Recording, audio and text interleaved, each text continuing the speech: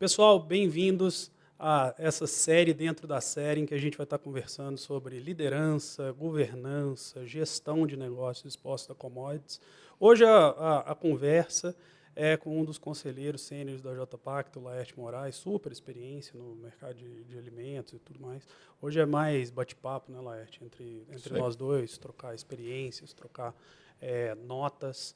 E assunto da rodada e assunto de hoje é supply chain.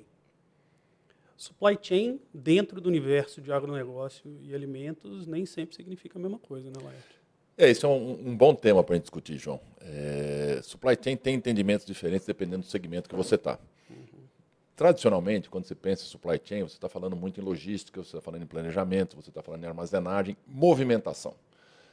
E isso vale muito para o segmento mais, vamos dizer, puro do agronegócio, onde você está falando de trading, você está falando de grãos, você está falando de produtos que você tem uma movimentação de volume muito grande, onde a logística é muito importante, onde garantir a execução disso é muito importante, e você tem não necessariamente uma ligação entre essa operação e a área comercial do ponto de vista de margem, precificação, gestão de risco, porque Que são... só nisso já tem uma oportunidade Não, tem uma enorme, oportunidade né? enorme. São coisas diferentes que eu vou comentar um pouquinho como a agroindústria alimentar pensa. Então, na área de grãos, na área de commodities, a logística é muito importante, o supply chain é muito importante como desenvolvedor da operação, para que ela funcione bem. Quando você vai para a área de agroindústria alimentar, a gente começa a olhar de uma maneira um pouquinho diferente. Para mim, o meu entendimento de supply chain é você conseguir fazer a gestão end-to-end do seu negócio. Desde da originação e gestão de risco da sua matéria-prima, até a entrega do seu produto final e como é que você garante que essa operação seja eficiente e que ela consiga capturar a margem. Então tem que lembrar que por que é diferente? Porque no caso dos grãos, o preço está dado pelo mercado. Você não tem muita margem para fazer gestão de preço final do produto. Você tem margem na área de trading e você tem margem na área possibilidade na área de originação. Então, a execução logística faz uma diferença O mundo enorme. do agronegócio ele é price taker total, né? Exatamente. O preço está dado, você tem que existir O naquele preço do meio. produto final, mas você saber contratar a logística correta, o modal correto, a armazenagem correta, isso é fundamental. Mas é muito mais, vamos dizer, uma questão de execução. Quando você vai na agroindústria alimentar, a precificação, ela não necessariamente está linkada, ou pelo menos normalmente, ou na maioria das vezes, não está diretamente linkada como deveria ao preço da matéria-prima que você está comprando. Os produtos, principalmente ingredientes alimentares, aí nós estamos falando de amidos, estamos falando de adoçantes, de cacau e chocolate, óleos e gorduras, qualquer tipo de produto de ingrediente alimentar que vá para a indústria de bebidas ou alimentos, ele tem uma composição muito grande do custo dele, é a matéria-prima. Então você precisa ter um cuidado muito grande em entender a gestão do custo da sua matéria-prima para saber capturar isso lá na frente, capturar o valor lá na frente. Então tem uma questão que eu divido aí o supply chain em duas áreas quando a gente está falando de indústria agroalimentar. Um é estratégico. Como é que eu faço a gestão do meu processo para garantir que o que eu faço, no momento que eu faço a minha compra, eu consigo casar isso com a minha precificação e saber meus custos todos como funcionam. Então, tem uma gestão da cadeia como um todo e que ela consiga capturar o valor lá na ponta. E tem uma outra vertente que é a execução. Quer dizer, como é que eu garanto que eu vou operar essa cadeia de maneira extremamente eficiente para que ela consiga capturar o valor que ela tem lá na ponta. Por que isso? Como eu falei, grande parte do valor, do custo, está na matéria-prima. Então, a margem que você tem, ela vai estar entre a sua operação de trading e de compra de matéria-prima frente ao seu preço de vendas, isso é super importante, mas a sua eficiência tem que ser muito grande, a sua eficiência operacional tem que ser muito grande. Aí o supply chain tem um papel tanto de execução quanto de planejamento. Quer dizer, o supply chain tem uma área especializada de planejar a sua operação como um todo.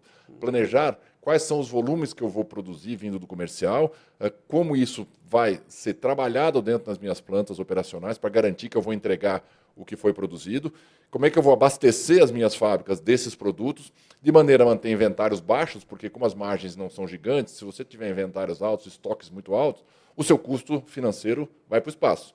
Então, tem uma parte de execução do supply chain que é fundamental. Para mim, ele é o coração da operação, de como a operação tem que funcionar. Claro que a fábrica tem que funcionar imensamente bem, a fábrica é um elemento muito importante.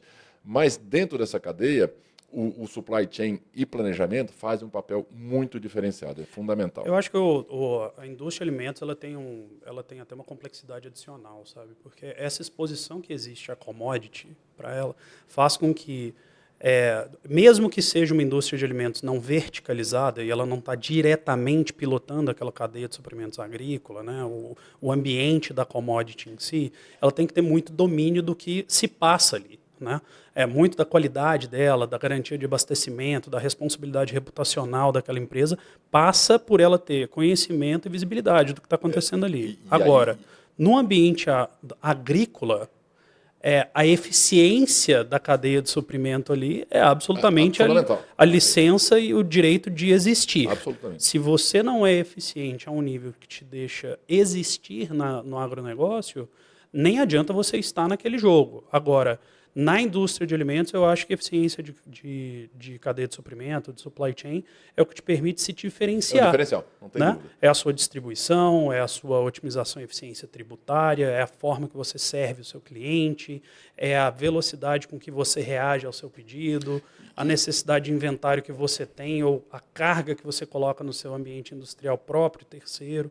Eu acho que eficiência em supply chain para ambos os lados, né, no agronegócio, na indústria de alimentos, características relativamente diferentes, apesar de que os ambientes e as palavras-chave elas vão parecer próximas, mas não necessariamente significam o mesmo. Mas eu acho que tem uma questão muito importante, quando a gente fala de supply chain, essa visão integrada, é que o valor ele vai migrando em determinadas partes do seu negócio.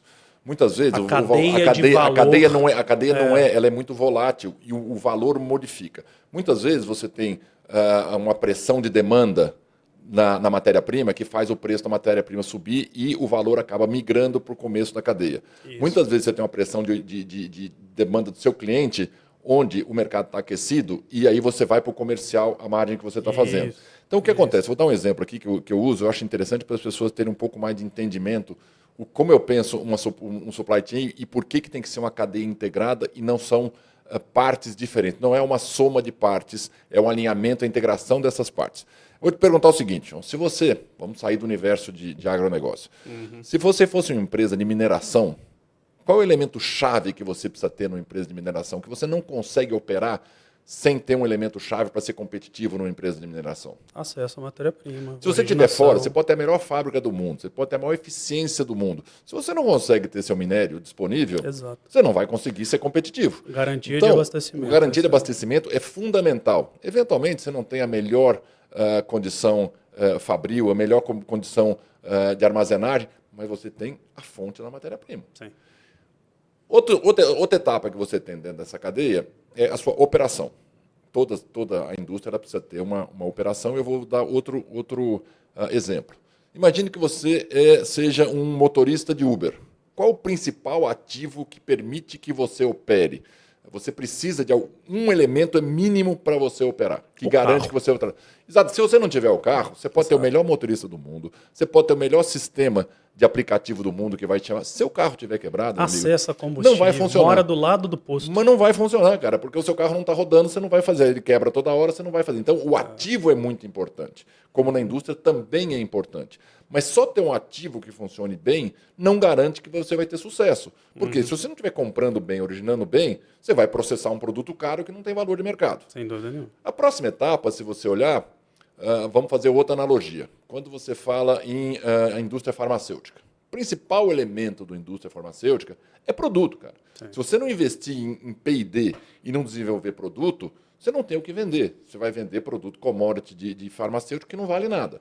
Quando você olha as empresas farmacêuticas que têm valores, quando você olha o valor de bolsa, que chega a mexer no PIB de um país, se você olhar esses remédios para emagrecimento, eles chegam a mexer no PIB de um país. Exato. O que é? É produto. Ele desenvolveu um produto que funciona. Você acha que está muito preocupado com o custo da matéria-prima dele?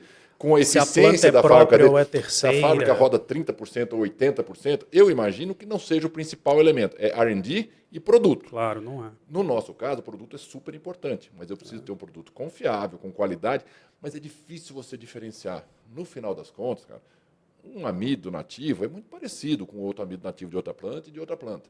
Mas você precisa ter produtos, garantir produtos de qualidade.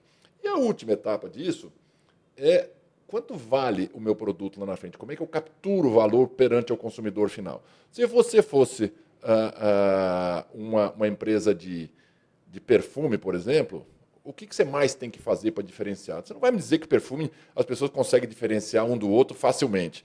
Você chega lá na loja, no free shop, te apresenta um, te apresenta outro, te apresenta outro, e você não sabe exatamente o que faz a diferença no perfume. Não tenho a menor ideia. É marketing, cara. Você tem que ter um marketing, por isso que estão as grandes estrelas de televisão, as grandes estrelas de cinema, tudo isso no marketing. Por quê? Porque o resto, e não é à toa que uma das maiores fortunas do mundo Tá ali, né? está na É empresa empresas de que marketing, dominam basicamente, isso, claro. que faz o quê? Faz roupa de luxo, faz perfume, faz produtos de luxo. O resto, quanto custa a matéria-prima de uma bolsa de determinada marca que é vendida a 50 mil reais? Não deve Exato. custar 200 reais. Mas quanto custa de marketing? E no nosso caso é diferente, cara. No nosso caso é a soma disso tudo, é o alinhamento disso tudo. O que vai determinar o valor do nosso negócio é o elo mais fraco dessa cadeia. Então, para mim, quando você fala em supply chain, a gestão de supply chain é você fazer a gestão desses riscos. Não adianta eu ser excelente em uma parte do risco, eu preciso ser bom em todas e, eventualmente, excelente em uma parte ou outra. Se diferenciar Se diferenciar de uma forma ou estrategicamente de outra. de alguma Por isso maneira. que eu acho que você ter pessoas que tenham a capacidade de fazer esse entendimento ou ter suporte de pessoas que possam te ajudar a fazer esse entendimento é fundamental. Você precisa ter em cada uma dessas etapas excelência, mas você precisa ter um entendimento da cadeia como um todo. Por isso, isso que eu chamo de supply chain na indústria agroalimentar.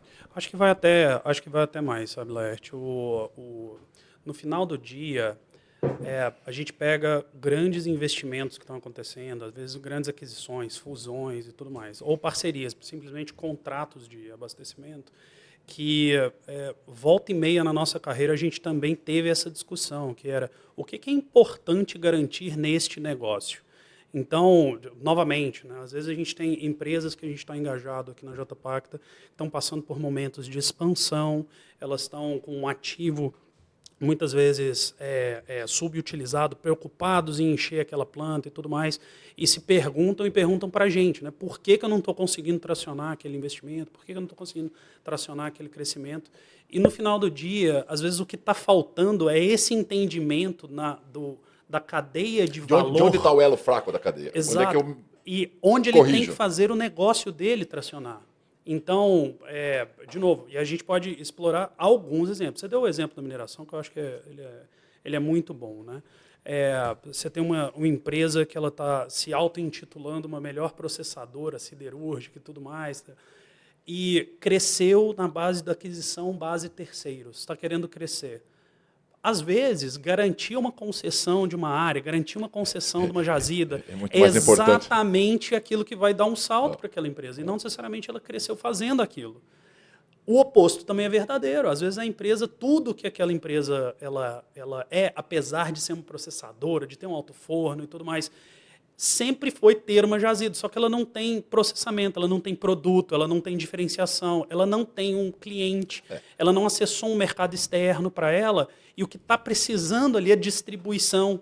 Então, novamente, assim, cadeia de suprimento e excelência em cadeia de suprimento sempre no agroalimento significou vencer ou perder no negócio. Sempre. Agora, identificar quais são esses ângulos e principalmente nos momentos-chave do seu negócio. Eles são dinâmicos, eles não são fixos. Eles vão mudando ao longo do tempo. Eles vão mudando ao longo do tempo. Eles vão mudando e você tem a capacidade de perceber.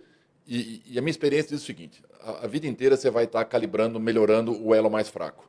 E aí, se você melhorou esse elo, daqui a pouco você está num nível de eficiência, a sua competição também vai entrar nesse nível de eficiência, você vai ter que buscar agora qual é o novo gargalo que eu tenho. Então, é uma vida de buscar gargalo e aperfeiçoar o seu gargalo, melhorar a qualidade da sua performance naquele gargalo. E a cadeia de suprimentos é exatamente isso. Porque se fosse só um produto, fosse só eficiência de fábrica, você foca só em eficiência de fábrica, eu estou vencedor. Não é no caso do nosso negócio. Você precisa o tempo todo ter essa percepção onde você vai ganhar vantagem competitiva e onde você está perdendo vantagem competitiva e ajustar. Através de processo, através de pessoas, através de gestão de risco. Você tem uma série de elementos que podem fazer com que você melhore. E você tem sempre que estar melhorando, porque são indústrias que têm uma margem de ganho, uma margem de contribuição apertada e para você ficar no azul ou no vermelho é a questão de você saber trabalhar direito. Você está um trampo de distância. Você né? está uma decisão qualquer que foge do seu controle, Exato. ou mesmo uma ineficiência sua. Você Às vezes você toma a está decisão um errada, executivo de distância também, né? ou É. seguindo um caminho estratégico equivocado. Então, é muito importante, é um segmento da indústria que precisa de muito ajuste fino. Né? Ela é bastante tensa do ponto de vista de gestão e de gestão de risco. Mas mais do que isso, tem muito investidor, muito proprietário, muito executivo que não consegue identificar isso. E aí é a hora que entra a experiência e a hora que entra essa voz externa para saber fazer as perguntas e entender qual é o elo que está faltando. Mas aí a gente também ajuda, né? Isso tem muito a ver, João, com muitas empresas que cresceram nos últimos 20, 30 anos, que cresceram organicamente, onde o dono, a família do dono ou da dona criaram esse modelo, por quê? Porque tinham um espírito empreendedor, tem um espírito empreendedor, entende de negócio, mas vai tomando uma dimensão, enquanto o braço alcança, está tudo sob controle. Exato. E consegue identificar. Agora, tem muitas empresas que tiveram muito sucesso e têm muito sucesso, mas começam a sentir que o braço já não está mais alcançando. Aí começa a escapar aqui, escapar ali. E isso é um momento crítico para essas empresas. Como é que eu faço para me manter competitivo? Se eu tive tanto tempo de sucesso, o que faz para eu continuar tendo sucesso? E isso muda na medida que o ambiente tem ficado cada vez mais complexo, as empresas têm ficado maiores, as decisões de capital são cada vez mais difíceis, com qualquer bobeadinha com essas taxas de juros que a gente vive, pode comprometer o seu caixa, o seu negócio. Então, está ficando mais complexo e essas empresas, de maneira geral, ficam naquele dilema.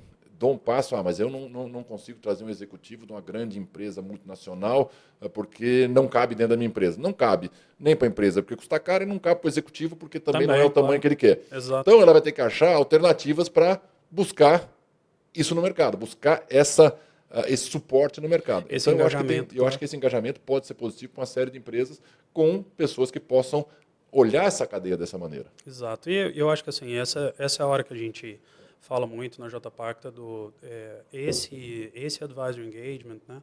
Ele são as oportunidades que a gente tem também, né? Ou que as empresas têm de se conectar comigo, com o Laerte, com o Marcos, com outros conselheiros que estão fazendo parte da rede da JPacta, para, às vezes, validar uma tese de investimento, às vezes para entender um pouco a dinâmica e o momento que aquela empresa está passando, para entender um problema que ele está precisando vocalizar para o time dele, se ele é um executivo, para vocalizar para o time dele, se ele é um proprietário, para vocalizar para a empresa que aquele investidor ele fez aquele aporte de capital. E muitas vezes esses engajamentos são oportunidades de começo, meio e fim que as empresas têm de buscar um pouco dessa experiência que a gente tem aqui na JPacta. Né? Cada conselheiro tipicamente tem aí mais de 25 anos nesses segmentos e a gente vê muito valor sendo gerado.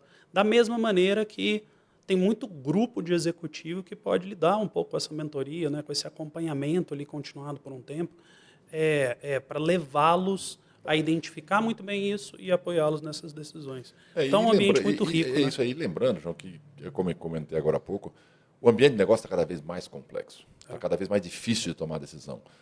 Quanto mais elementos você tiver para tomar decisão, e não é, para mim, eu não vejo problema nenhum em consultar terceiros, eu fiz isso a minha carreira inteira, quando eu tinha dúvidas ou não tinha certezas. Como é que eu faço isso? O que vem dali? Porque...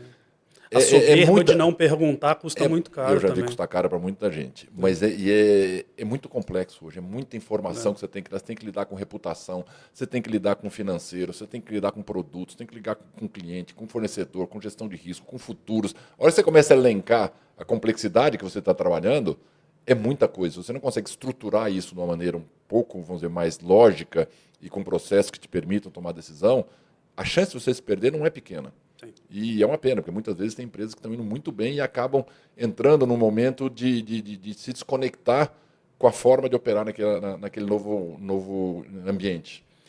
Eu queria mudar um pouco de tema, Vamos lá. mas, na verdade, fazer uma mudança de página adjacente. Tá?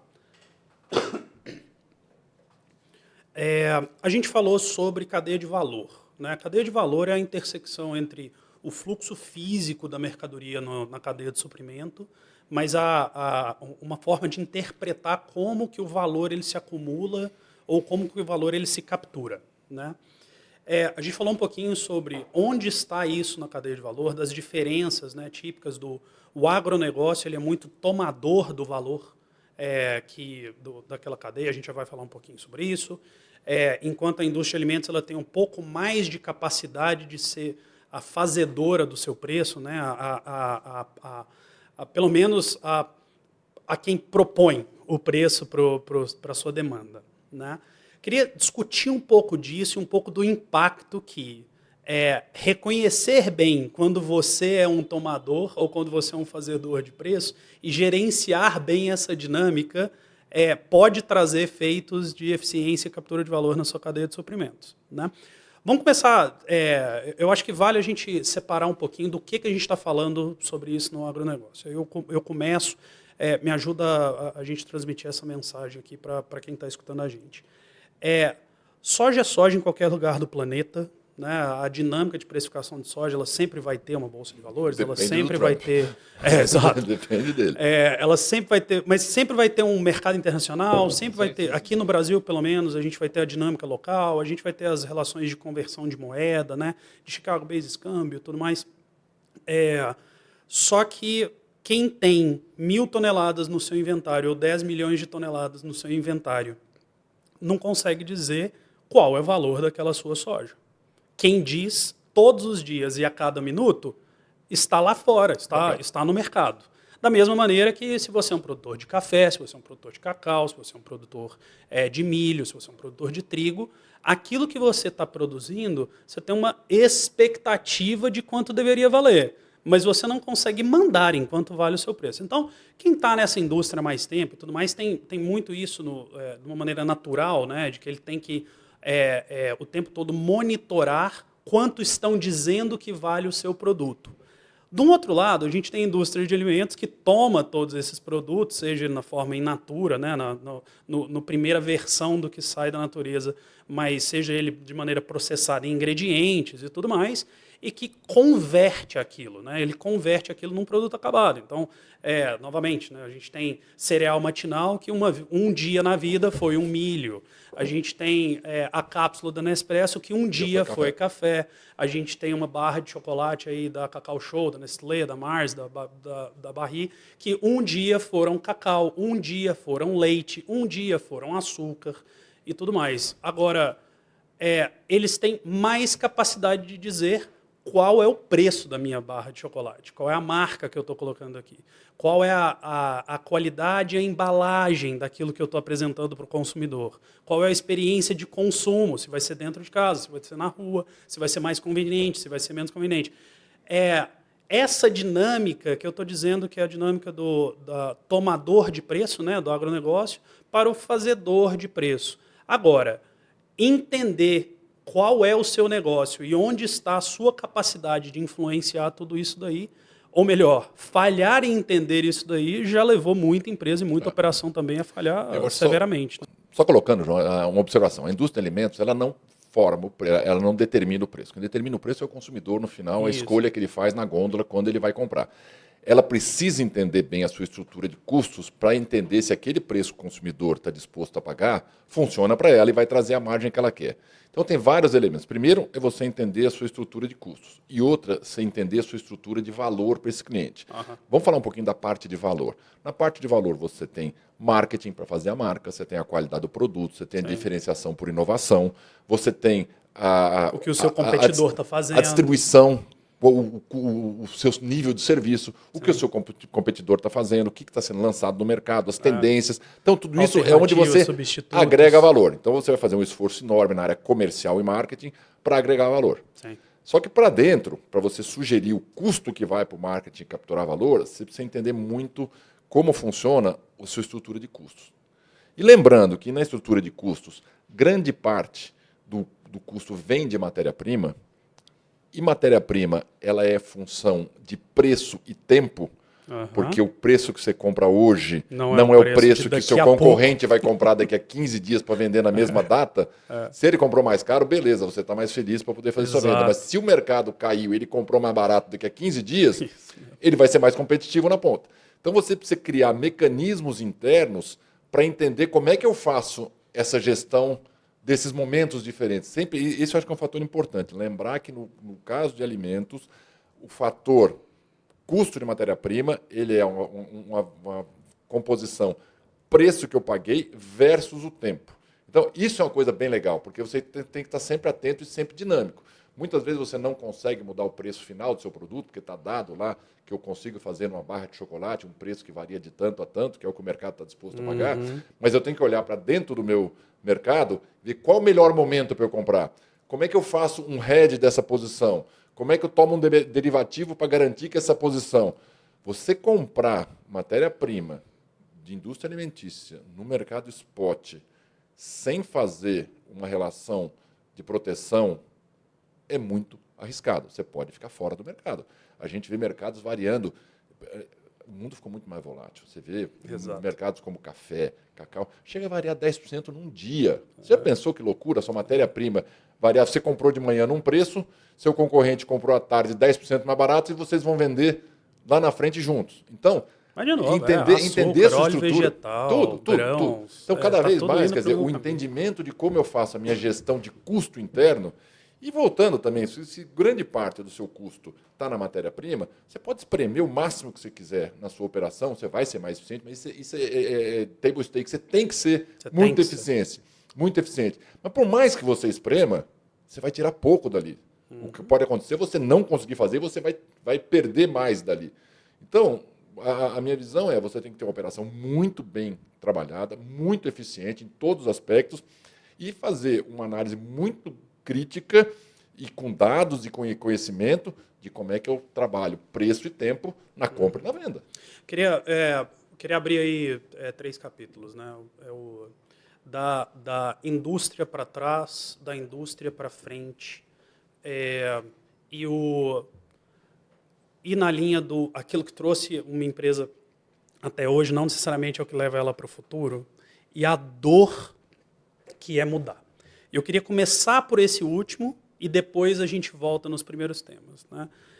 Várias vezes, e principalmente numa operação industrial, né, a gente costumava a conversar muito sobre o tipo de decisão que são portas de via dupla e a porta de via única, né? O que é o conceito de uma decisão típica de via única? É aquela que, quando você abre uma porta, você decide entrar num lugar, essa porta ela se fecha atrás de você, tranca, e você vai ter muita dificuldade para voltar atrás daquela decisão. Decisões típicas como essa onde você vai colocar o seu ativo industrial.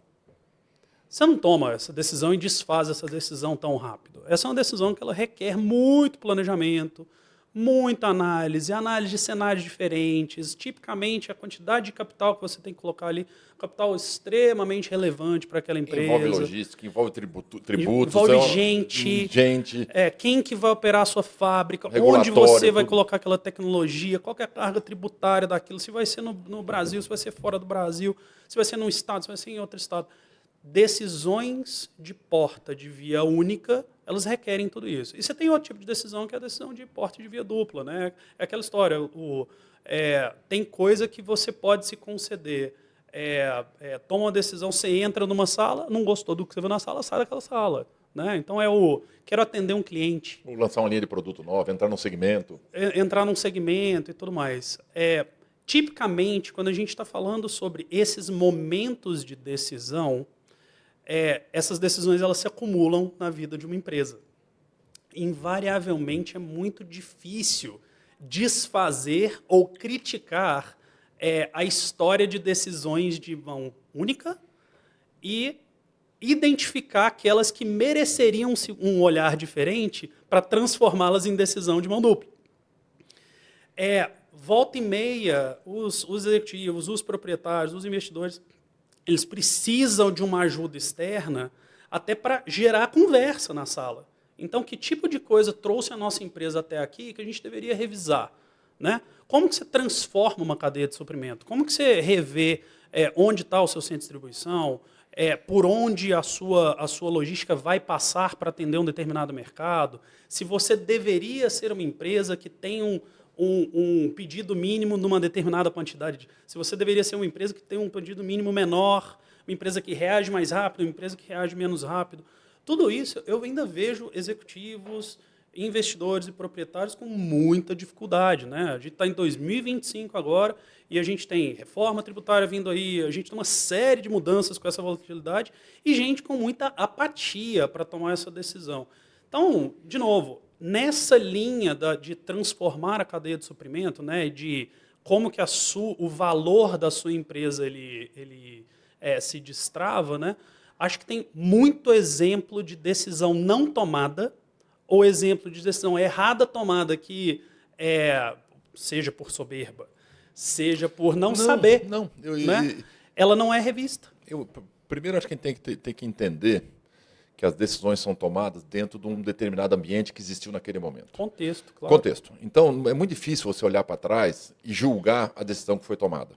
Foi totalmente errada. Naquele momento, com os instrumentos que se tinha, com as ferramentas que se tinha, o conhecimento que se tinha, era o melhor que podia ser. Ninguém faz de propósito, erra de propósito. Esse é o primeiro ponto. Exato. Em negócio não tem E muitas isso, vezes, quando você tem que reconhecer que você vai mudar de rumo, você tem que reconhecer que errou.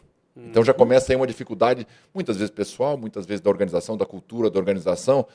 Quer falar, mas se eu mudar de rumo aqui, mudar o caminho, eu estou implicitamente dizendo que a decisão que eu tomei lá atrás foi errada.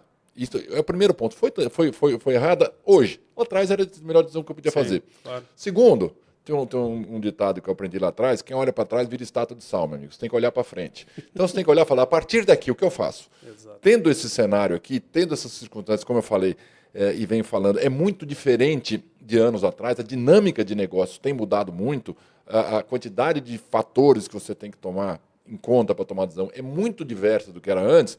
Tem que olhar com uma outra perspectiva para a gente, como é que eu faço daqui para frente para resolver o problema. E não ficar remoendo, tudo que eu fiz até agora estava muito bem, eu sabia fazer, agora não sei o que está acontecendo, eu vou manter até o fim, porque eu acho que o mundo está muito dinâmico. Então, você se cercar de pessoas e estar aberto para ouvir, e não necessariamente ouvir quer dizer adotar a opinião dos outros. Claro. Esse é o primeiro ponto. Às vezes, não quero ouvir porque a pessoa vai dizer o que eu tenho que fazer, o que eu não tenho que fazer. Não. É muito importante desafiar. Eu sempre trabalhei com minhas equipes essa pergunta. A maioria das pessoas que vinham trazer um problema para mim, a resposta que vem, o que você faria? Qual é a sua decisão nesse momento? Para fazer a pessoa forçar a raciocinar com a alternativa e para mim trazer elementos que eu também não estou pensando. Claro.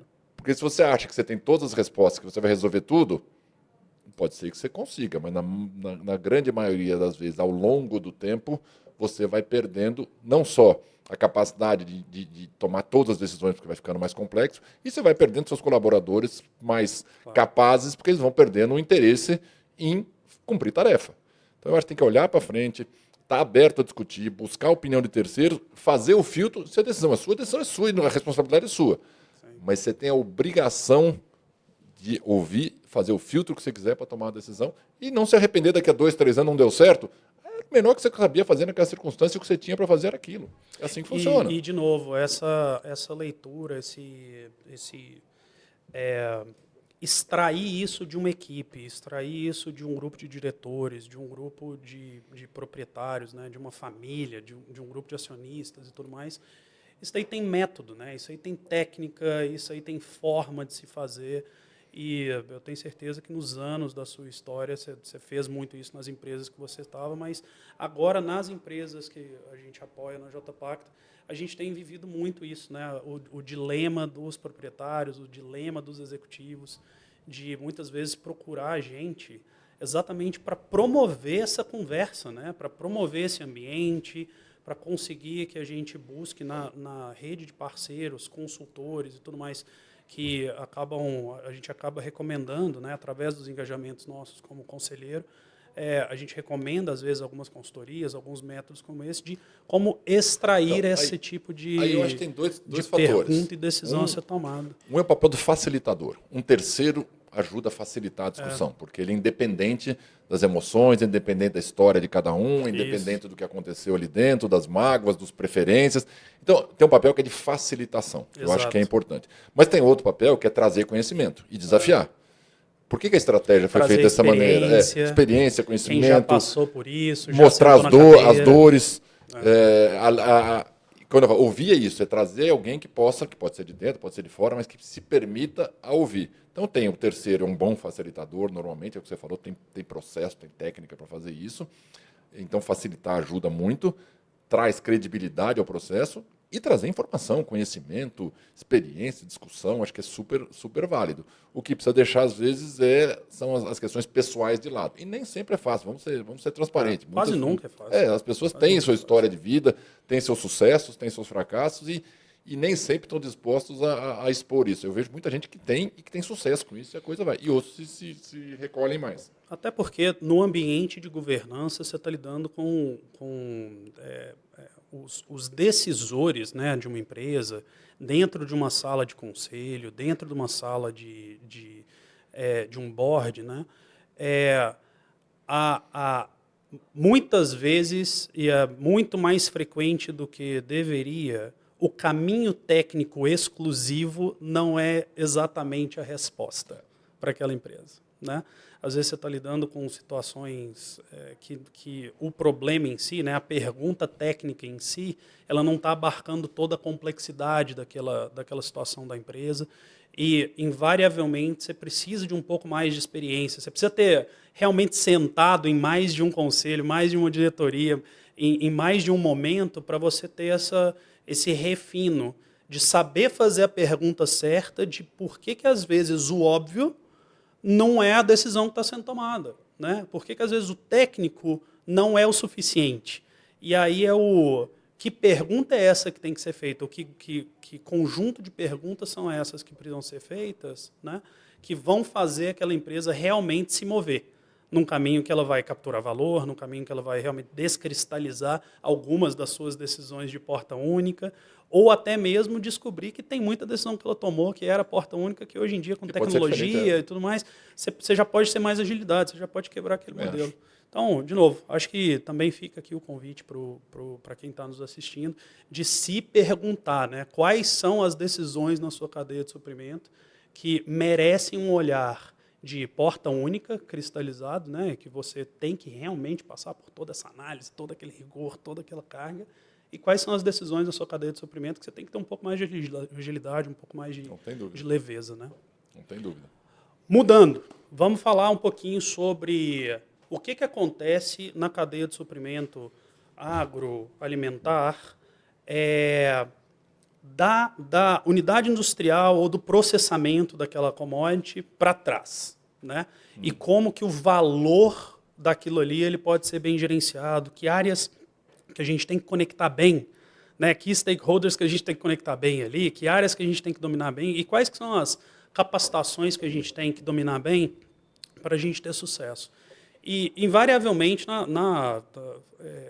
uma das coisas que é muito importante é entender muito bem seus custos, né? Na sua carreira, eu acho que você teve momentos de grande desafio, mas uma vez que também você dominou aquilo ali, a gente teve muito sucesso, né? Muita transformação. Fala um pouquinho do que experiência que você teve em que dominar muito bem o seu custo significou sucesso. Eu acho que, primeiro, dominar custo é uma obrigação se você quer ser competitivo. Você precisa entender o que você está fazendo. Você precisa conhecer bem. Não é simples. Eu tive experiências com portfólios muito grandes, aí, com 300 tipos de produto que a fábrica produz, diferentes embalagens, diferentes produtos, dentro da mesma linha de produção. Tem algumas indústrias que elas são muito flexíveis do ponto de vista de produto. Você pega um processamento de milho para fazer amidos e adoçantes, você tem muita variedade dos produtos que você vai fazer. Então, é bastante complexo você entender como é que você distribui seus custos fixos, como é que você aponta o custo variável. Mas, vamos dizer, tudo isso... Essa contabilidade... e precisa ser revista porque ela é dinâmica. Quem já sentou na cadeira sabe que... É muito difícil. Dentro da mesma empresa, você pula de um país para o outro, de uma linha de produto para o outro, a coisa já muda. Imagina... Então, vou dar um exemplo vivo aqui que aconteceu. Claro que eu não vou dizer o nome, como foi, mas eu assumi, há muitos anos atrás, uma operação em que tinha uma fábrica que ela produzia diversos produtos. E a gente precificava esses produtos de acordo com o mercado, e eu não estava contente, tinha acabado de assumir o negócio, eu não estava contente. Falei, vem cá, me dá a estrutura de custos. Aí eu olhei a estrutura de custos, ela tinha um custo unitário que era igual para todos os produtos.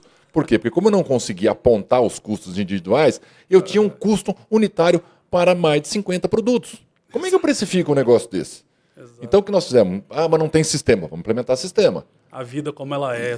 Do dia para a noite implementou o sistema? Não. Você precisa primeiro mapear todos os processos produtivos, identificar o custo de cada processo produtivo, fazer arquitetura de produto, arquitetura de custo. Levou um tempo, mas depois você começa a olhar. Esse produto vale X, esse custa X mais 10, X mais 20, e eu vou, pelo menos na minha intenção de precificar, eu vou olhar diferente isso. Claro. Então, isso contabilidade por diferença de entrada e saída nunca deu certo para nenhum negócio. Isso é um primeiro ponto, que você precisa entender profundamente seus custos.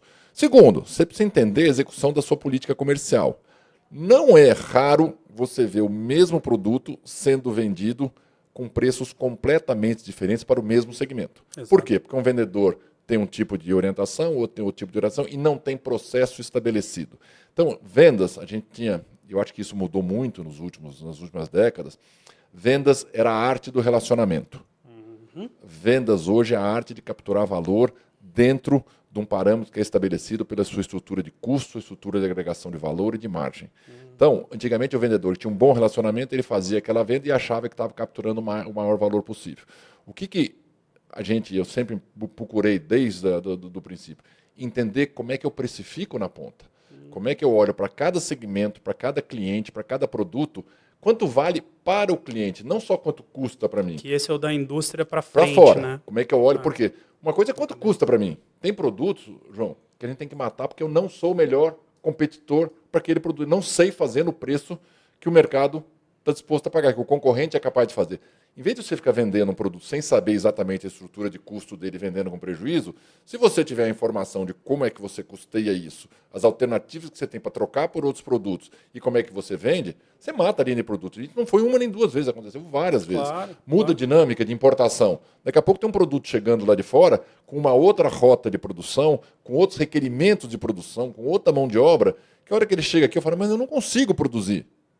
Opa, eu preciso ver o que eu vou fazer. Mas também tem um viés que é muito mais complicado, que você vê seu concorrente operando da mesma forma que você, com um preço mais barato, você fala, ele é louco, ele não sabe fazer, exato, ele não sabe o que ele está fazendo. Não pense que o seu concorrente está lá porque ele não sabe fazer. Claro. Ele está fazendo alguma coisa que você não soube fazer. Aí você olha para dentro e fala, opa, pessoal, vamos olhar aqui, ver o que está acontecendo. E invariavelmente você vai entender que ninguém é maluco de rasgar dinheiro. Você estava fazendo alguma coisa diferente do seu concorrente. Então você tem que estar muito atento. É chato, é processual, mas é fundamental entender a sua estrutura de custos dentro da empresa e depois olhar para a sua estrutura de preço e que tem que estar casada as duas coisas. Eu acho que nessa linha da estrutura de custo também, uma das coisas que não dá para negar é que dentro da indústria de alimentos, principalmente da indústria de alimentos que se conecta bem com ingredientes que derivam do agro, derivam desse mercado, você tem uma componente muito grande de exposição a mercado. Isso. Né? E como ainda em 2025 o Brasil, né, líder no setor agroalimentar no planeta, como ainda falta conhecimento, né, para o tomador de decisão, vou te dar um exemplo. Assim, não só habilidade, mas até assim, naturalidade de entender o que existe de bom para dominar aquele risco, aquela exposição a mercado. Vou te dar né? um exemplo que a gente fazia e que a gente foi transformando.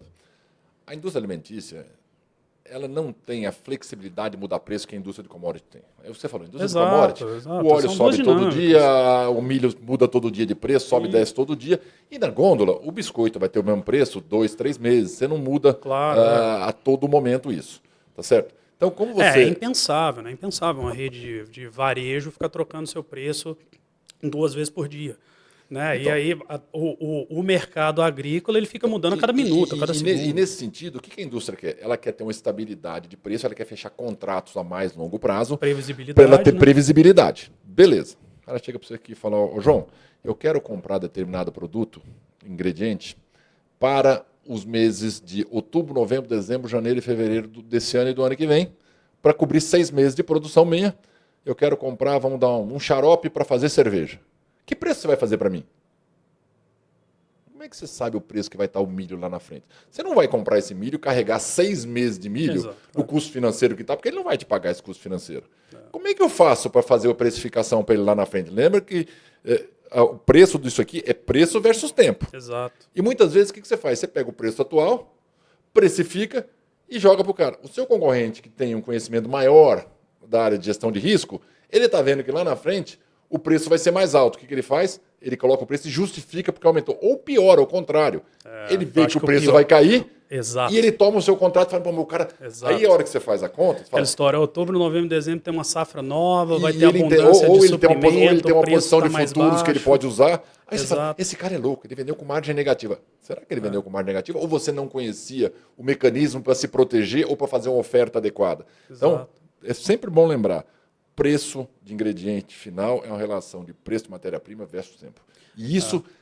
As indústrias cada vez mais estão aprendendo a fazer, mas elas estão longe ainda de ter o domínio total de como fazer isso. Você vê empresas comprando volumes enormes sem ter ferramentas de proteção. E principalmente, assim, uma das coisas que me dá ansiedade, sabe, é me conectar com empresas que são empresas de muito sucesso, sabe? Empreendedores que são visionários, que tomaram risco, montaram a sua empresa, que às vezes significa o nome da pessoa, o nome da família da pessoa, que estão naquela indústria ali há uma década, 2 décadas, 5, 6, 7 décadas, e a gente se conecta com eles, né, de novo, num ambiente de sala de conselho, num ambiente de governança, e pergunta simples, né, olha, como que vocês gerenciam o seu risco de matéria-prima? E a resposta que vem é, olha, a gente está no mercado todo dia, a gente acredita no hedge natural, o que eu acredito, a gente compra aquilo ali sem olhar tanto o que existe de mercado. O que muitas vezes não se percebe é que o mundo mudou de maneira muito rápida e muito grande do ponto de vista de volatilidade. Sim. Quando você tinha uma volatilidade de 0,5%, 1%, 2%, o custo do seu produto final, pensa numa empresa de biscoito, o custo que ela tem na gordura que ela vai usar para o recheio de biscoito, eu não sei quanto vai ser, mas vai ser 10%, 15% do custo total do produto vendido dele. Se variar 2%, 1%, 2%, 3%, beleza, ele acomoda e ele não precisa ter essa mentalidade. A partir do momento que esse mercado de commodities começa a variar 20%, 30%, 40% em 3, 4 meses... 6% por dia. Aí ele, a hora que ele vai fazer a nova compra, ele se depara com 30%, 40% mais caro. Exato. Café, o cara vai fazer o produto de café dele, a hora que ele vai comprar... multiplicou por 3 o preço do café. Opa, o que aconteceu aqui? Exato. Por quê? Porque não existia isso. Esse ambiente de volatilidade é um ambiente novo. Tem alguns anos que isso vem acontecendo e eu não acredito que vai ficar mais fácil. Então, vou pensando, não é que ele tomou a decisão de não fazer isso. Ele não precisava tomar essa decisão. No ambiente que ele tinha ele chegou de ali estabilidade, sem precisar não era nem um table stake que ele precisava ter e também não era um diferenciador. Agora não é mais um diferenciador. Agora é necessário você ter isso, porque o mundo mudou. Você não pode mais fazer compras sem ter uma... Você pode até não querer proteger, mas você tem que lembrar, se você não estiver protegendo ou fazendo alguma operação para proteger, você está tomando risco do mesmo jeito. Exposto. Você está exposto do mesmo jeito. E isso é uma coisa nova. E eu entendo perfeitamente as pessoas terem dificuldade. Da falácia, uma das coisas que eu mais... Você pega no ar, né? E com o tempo também você vai pegando no ar as coisas. Você pergunta para um empreendedor, você pergunta para um CEO, para um presidente e tudo mais, olha, como é que é a sua dinâmica de gerenciamento de risco? Ele fala o seguinte, não, aqui a gente tem hedge natural. Quando vem essa história do hedge natural, essa é a hora que eu falo para ele assim, fale-me mais, do que você está chamando de hedge natural? Né?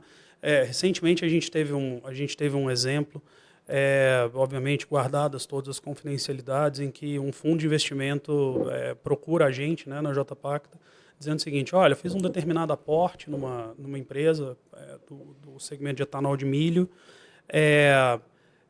um aporte considerável, né, de centenas de milhões de reais, a gente tem uma participação societária ali, a política de risco dessa empresa ela é uma política de risco de hedge natural.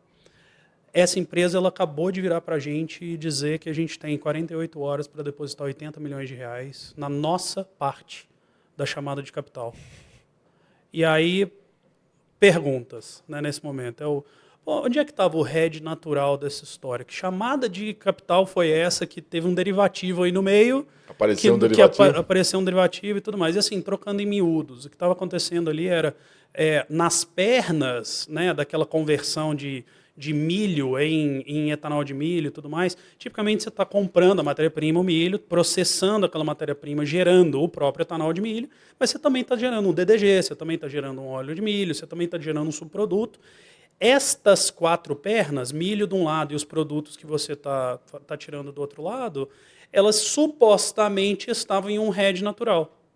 Uma das empresas compradoras desse milho processado, né, resolveu não honrar um contrato.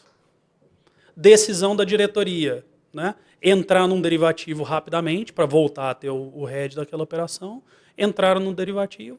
Quando entraram no derivativo, esse derivativo andou contra eles, tomaram uma chamada de capital. E aí está lá o fundo de investimento, está lá o investidor. O que não quer dizer que tenham perdido dinheiro. Hã? Não quer dizer que tenham perdido dinheiro, mas tomaram uma chamada de capital de 80 milhões que ele tem que tirar 80 e justificar. milhões na participação deste acionista, deste fundo. Né? Então, o todo disso aí é muito maior. Né? Agora, coloca uma operação em risco exatamente por não reconhecer bem e não gerenciar bem o risco inerente que se tem naquela operação. Então, de novo, aqui é um exemplo, né, do mercado adjacente do mundo do agronegócio, do mercado de energia, né, em que, no momento que você não reconhece que existe uma exposição de risco, né, que precisa ser gerenciada. E gerenciar, João, muitas vezes é colocar limite. Você pode até saber que você vai perder, mas você tem como parar. Eu vivi uma experiência que não foi exatamente comigo, foi em paralelo a mim, que a exposição foi crescendo, ah, não, isso vai voltar, mas os elementos diziam que não ia voltar, ela só ia aumentar, mas não se tomava coragem, por quê? Porque não tinha uma política clara de gestão de exposure, quanto eu posso estar exposto, para dizer, ó, daqui para frente eu não vou mais. Exato. Por quê? Porque não tem política de exposure, quanto eu estou disposto a correr o risco ou não. Porque você pode ganhar e você pode perder. Mesmo ganhando, eu sempre digo isso, você tem que olhar nas duas pontas. Mesmo quando você está ganhando, tem hora que você tem que estopar e falar, não, era isso que eu queria ganhar. Minha política diz isso, para você ter disciplina. A hora que você perde a disciplina, de intenção na hora que você perde a disciplina, você corre um risco enorme de aparecer o erro. E aí tem o outro lado dessa equação, né, que é a equação do... Você bem falou, né, a indústria de alimentos, a indústria processadora da commodity em produto acabado, ela tem uma influência maior na formação de preço do seu produto acabado. Mas existe intrinsecamente uma exposição ao preço internacional que ela não domina 100% daquilo ali. Muitas vezes não domina nada, inclusive. Né? Ela consegue gerenciar, dominar outra história. E aí a hora que entender muito bem esta dinâmica... E usar as ferramentas corretas para isso. Ler bem a demanda. E aí, uma das coisas que você falou que eu acho que eu tenho certeza que quem está vendo a gente aí em casa, quem está vendo a gente aí no seu celular, no seu computador, na sua televisão, consegue dialogar, né? Realmente o preço é dado pelo consumidor, né? E o consumidor, você não vai conseguir explicar para ele por que o ataque tarifário do governo americano ao mercado chinês fez com que o preço da cápsula de café, da barra de chocolate ou do cereal matinal dela mudou o preço de hoje de manhã para hoje à tarde. Nenhum varejista vai conseguir explicar isso, muito menos a indústria de alimento para o varejista. Isso é impensável. Né? E quando se tenta explicar por que o ovo aumentou tanto, sai falando bobagem por aí. Exato. E aí, essa é uma hora que gerenciar muito bem a sua precificação passa a ser um fator decisório. E esta precificação está diretamente ligada à sua capacidade de dominar a sua cadeia de suprimento também. Então, reconhecer onde existe exposição ao mercado, reconhecer qual é a parte da sua cadeia de valor que você é price taker, qual é a parte da sua cadeia de valor que você é tem que tomar risco nisso, a hora que você tem que falar, até aqui ele não impacta no meu negócio, acima daqui começa a arriscar demais a minha performance e tomar decisão em cima disso, ser proativo em cima disso. Quando você fala que a pessoa tem exposição natural, é simplesmente achar que não existe exposição. E é muito pelo contrário, você está exposto do mesmo jeito, só que sem controle, o que é muito pior. Exato. E aí aquela frase, né? Qual que é a diferença do risco e da incerteza? Né? E essencialmente risco é incerteza mensurada. Né? No final do dia, precificar bem é aquilo que faz a empresa ter ou muito sucesso nesse ambiente exposto a commodities, ou ela falhar também de uma maneira, muitas vezes, até amadora e ridícula, né? Assim, a gente vai ficando por aqui, né, nessa conversa. Isso aqui é um trecho, uma série dentro de uma série do nosso videocast Impacta, falando sobre liderança, falando sobre governança, falando sobre gestão das empresas aí expostas a commodity, né? E, mais uma vez, bate-papo super legal com o Laerte, a gente compartilhando um pouquinho da nossa experiência aqui à frente dessas maiores operações na nossa história aí do mundo do agronegócio, no mundo do alimento, do mundo da energia, do mercado financeiro, exposto a commodities. E espero que vocês tenham gostado. A gente, em breve, tem novos segmentos aqui que a gente vai chamar lideranças externas dentro desse universo também, líderes do agro, líderes das indústrias de alimento, líderes desse setor, investidores, fundos e tudo mais. Tem muita gente legal que dá para a gente conectar por aqui. Mas, novamente, Laerte, obrigado pela conversa. Eu que agradeço, João. Bacana estar aqui, mais uma vez com você aqui. Essas conversas são muito proveitosas, muito divertidas. Acho que traz bastante conteúdo também, de uma maneira mais descontraída. Conte sempre comigo. Então, aqui um prazer estar com todos vocês que estão assistindo aqui. Muito obrigado. Novamente, segue a gente lá, Instagram da JPacta, j.pactaon, do Impacta, videocast também no Instagram, nas nossas páginas do LinkedIn, da j.pacta, nos nossos LinkedIns também. A gente tem recebido muito feedback interessante de vocês nas mensagens ali pelo LinkedIn. E, novamente, se você tiver também uma dica ou algum tópico, né, que você gostaria que a gente conversasse aqui um pouco sobre liderança, governança, gestão de negócios que são expostos a commodities, manda para a gente uma mensagem e a gente, de duas uma, ou a gente colabora com a nossa experiência, ou a gente chama alguém aqui que realmente vai conseguir impactar você com uma mensagem positiva. Mais uma vez, obrigado, espero que vocês tenham gostado.